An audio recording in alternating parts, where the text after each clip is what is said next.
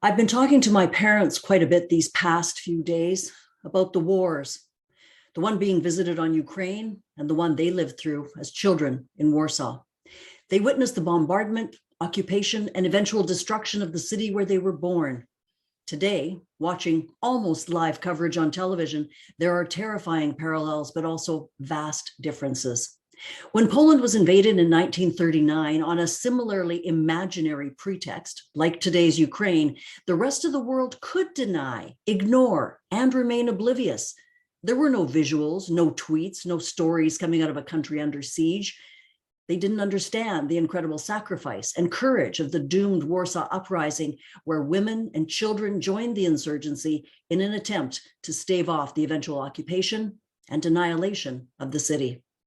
My dad was one of those uprising kids, eventually arrested and sent, thankfully, to a labor camp and not an extermination camp. When my parents married, they married in a church, which 10 years later still had no roof. Today, we're seeing stories of desperation, of heroism, and of the human spirit 24/7, like the young mother taking shelter in a subway tunnel, holding her infant on her lap while she spoke to Western journalists in very good English. It's not just the pictures and videos that resonate with us, it's the shocking realization for many that they are just like us, forcing us to imagine or try to imagine what it would be like if we were visited with the same relentless attack on our homes. We see Ukrainian volunteers holding what are for them unfamiliar weapons, and notice they're wearing North Face jackets or gloves, and it strikes so close to home. My parents' stories had to wait until they could be told decades later. They are eerily similar.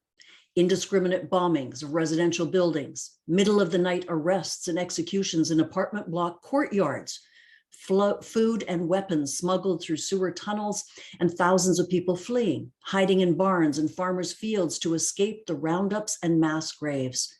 It continued and spread and became much worse, as we now know, but the world had the luxury of ignorance back then. There's no excuse now. From a distance, we probably know more of what is happening on the ground in Ukraine than do the people trying to defend their country. Their stories are being told as they are happening. Perhaps those stories will be enough to help turn back the vicious tide out of Moscow. I consider myself a child of the Warsaw Uprising, and I stand with Ukraine.